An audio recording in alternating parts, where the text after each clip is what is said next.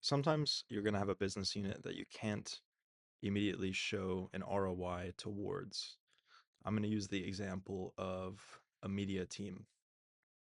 So as marketers, we're always looking to increase our ROI as much as humanly possible, obviously.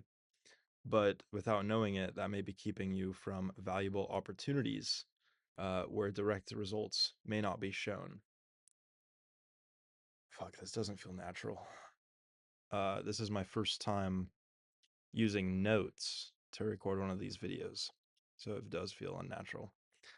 Um, this is something that I've been working through today. So we have a media team that produces content for our company, and we produce a lot of content. We produce great content, and it's some of the best content in our industry. Um, but the problem is, it's really hard to tie actual results to that content. Um, Now we have, uh, Google Analytics tracking links on the YouTube videos that show us how many users are clicking those links. Um, when someone signs up as a new user, we ask them, where did you hear about us? Where they can select YouTube as well. Um, but the amount that we invest into the media team versus the amount that we um, versus the actual gain that we see in revenue, it's like 1 to 10. So, as an example, every $100 that we put into media, we might make $10 back in directly um, attributed sales. And that's problematic, obviously. So in this video, I just want to kind of talk about how there's a higher ROI in that than you would see on the surface level.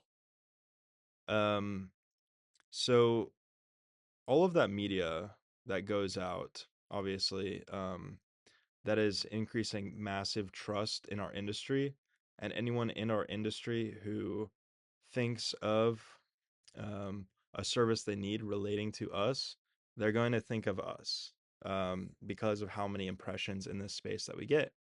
And when they go to sign up, they're probably not going to click that they heard about us from YouTube. They're probably going to click that they heard about us from somewhere else. That's just how it goes.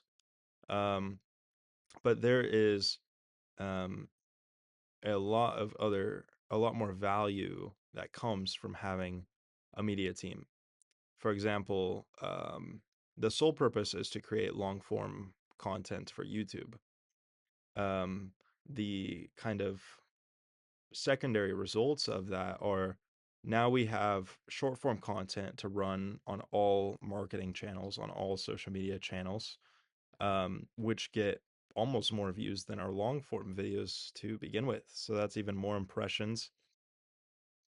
That media team and all that content that we produce also gets us creative that we can run in our Facebook ads, our Google ads, advertising on any platforms.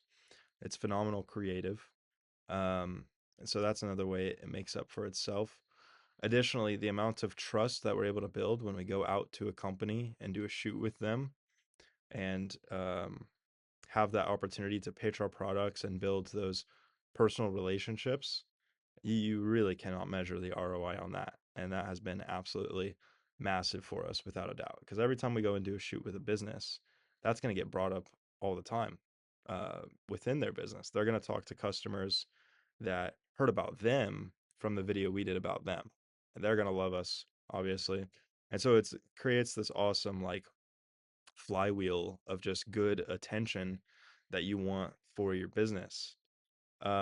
There's a phenomenal video that Gary Vee created. It is a video titled "What's the ROI of Your Mother?" So go ahead and search that up. I didn't understand that. I never understood um, why you should do things that don't seem to immediately produce an ROI until I watched that video. Um, and he explains it really good and a good analogy there.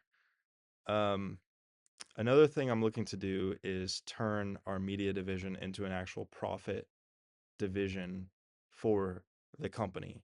Um, so if you're a marketing director or you're an agency owner, this may be something that you want to do as well.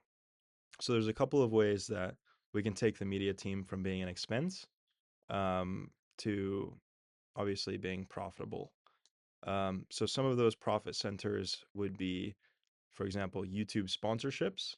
If you're allowing your customers to be part of the content that you're producing in that capacity. Now, the alternative to that is that your own company is the sponsor, which is probably what you're already doing.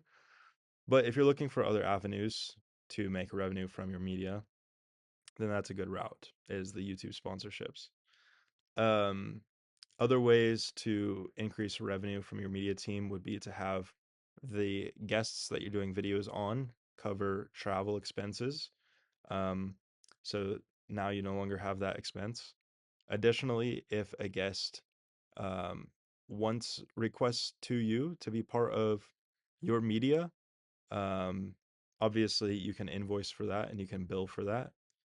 Um, Another thing that you could do, which some businesses would consider this an option, and some definitely would not. But selling media packages to your customers that your existing team could easily fulfill. For example, taking those videos that you produced and creating short form content out of that, and then giving it to the company that you went and shot for, and charging for that media service, or just cutting the content in a way that serves their needs best and just charging some money on top of that. Um, the thing is, you've already traveled out to that company, you've already shot with them, you've already built the relationship with them, and you've already edited that footage together. So you might as well increase your ROI on that as much as possible. Um, so that's all I have to speak on today. Thank you for watching.